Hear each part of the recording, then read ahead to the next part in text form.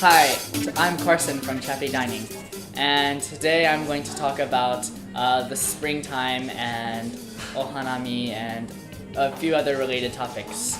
And so it's finally warm here in Japan. Spring has finally come, and it's gotten warm. I've worn my t-shirt and short sleeves, short sleeves and shorts for the first time just the other day. And it's been so cold up until, what is it now, April. So what is it being, it's cold in April, so what's up with that? But anyway, so I wish this weather, first of all, I wish this weather would continue on forever. Like in the spring it's cold, in the summer it's really hot. It'd be nice if it just continued like this forever. But also during this time is of course ohanami season, or I guess in English maybe you could say sakura or cherry blossom viewing. We don't really have it in America, so it doesn't really you can't really translate it. But so I'm going to say a little story about my experience with ohanami. I couldn't go this year. I was a little bit busy, but last year I did have quite a unique experience. I guess I could say unique. But so last year I went with two of my friends to Ueno Park, and we were walking, and there was some other friends, but I didn't know who they were. And then when we went to the park, we met some other people that I had no idea who they were. I don't know if they were random strangers or one of my friends' friends or something. But so we were sitting under the trees and having a good time drinking. And so I start getting drunk. I'm drinking like strong alcohol, and I'm drinking a lot. And I start getting really drunk.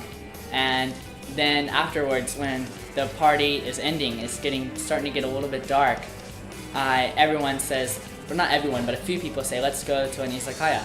And I'm drunk, so I say okay. When you're drunk, you'll say okay to anything. But so I go, and we're walking down the park and then down some street. We get an elevator, we go to the izakaya. And of course we have some more fun, and I have fun, and then I go home, I go to sleep, and then I wake up the next morning, and I realize something. I realized that I left my bag. And inside my bag was my passport, my wallet with my ID, my credit cards, and I had maybe like 60,000 or 70,000 yen in cash inside my wallet, and another 10,000 yen inside the bag. Not inside my wallet, but inside the bag. And so of course I was very worried. I was drunk, so I couldn't really remember what happened. Where did I lose my bag? So I started trying to think back to the park. I'm like, did I leave my bag at the park? No, I think I took it to the izakaya with me. But where was the izakaya? I couldn't remember. I was drunk. And so then I asked two of my Japanese friends they're my roommates I live with, and I asked them, hey, where did you see me have a bag? And they said, yeah. And I said, we went to an izakaya, right, afterwards? And they said, yeah. I'm like, where did we go? And I said, I don't remember, I was drunk. And they said, me too, I was drunk too, I don't remember. And so at that point I start freaking out. I'm like, no, like I'll have to report my passport loss and cancel all my credit cards, and it's difficult because all my cards and stuff are from America, and that'll take time to send them first to my parents' house, and then my parents to send them to me, and also to get cash. And so I was thinking, what do I do? And so then I was thinking, okay, I guess I left it at the izakaya. I probably left it at the izakaya, is what I thought. So then they didn't know where we went, and so then I asked one other friend, but she was the only other non-Japanese person besides me.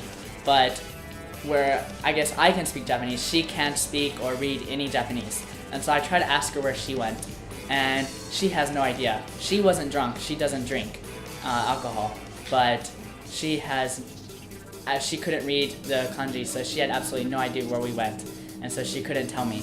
So I vaguely just remember like where I left the park. So I immediately went back to the park, and I found where we were sitting, and I kind of tried to trace my steps back to the exit, and then I looked out and tried to remember what I saw the previous day. And I remember, okay, yeah, I walked down this street here. And so I started walking down this street, and I'm thinking, okay, I remember I got into an elevator, and the izakaya was like the second or third or fourth floor or something. And so I just started going to every izakaya on that street and asking if someone left a bag. And I went to maybe like 9 izakayas, and then finally like the 10th one, I go inside, and before I even finish my sentence, I'm starting to tell them I lost my bag.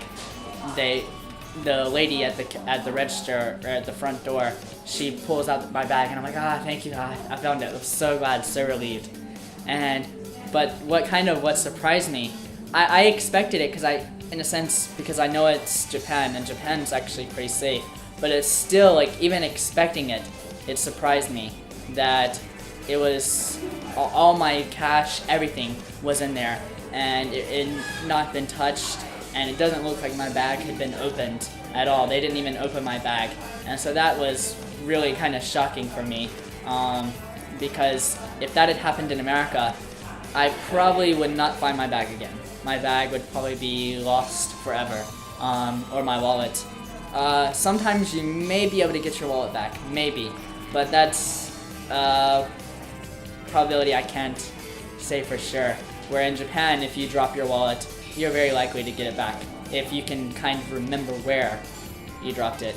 But in America, you probably won't, but if you do, you will get your wallet back, but all your cash will be gone. Your IDs and your cards will probably still be there, but your cash will be gone. That's one thing I particularly like about Japan, is it's really safe.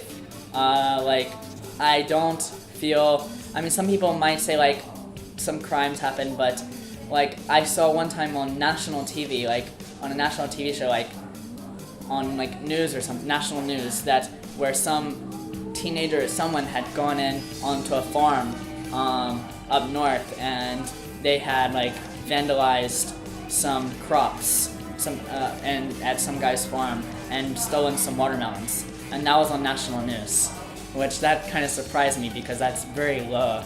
Like, it's so like, not weak, but it's so trivial almost for me. Like, why would that be on national news for the entire country?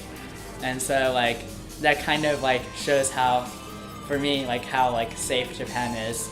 Say in America, I would not. I'm a guy, but I'd be very cautious about walking alone at night. If I ever go to a store, first of all, we drive everywhere in America. I've been driving since I was 15 or 16 years old. And if I go somewhere like, say, to a store, big not department store, but supermarket called Walmart, and it's always open 24 hours. If I go there at like 2 a.m. to buy something, and as I'm walking back to the car in my parking lot, I don't wear headphones, like listening to music. I don't wear a hat or put on something to cover it because I want to be able to see everything and hear everything. And I'm just kind of watching beside me and see if anybody is following me. Nothing bad has ever happened, but there is a possibility.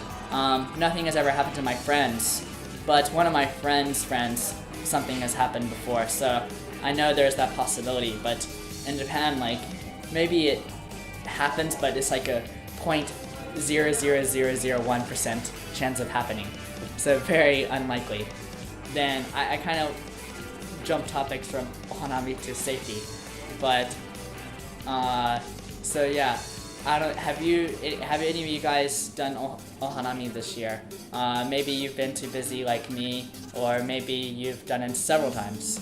So yeah, maybe leave a comment, send a message. And thank you for watching. Goodbye.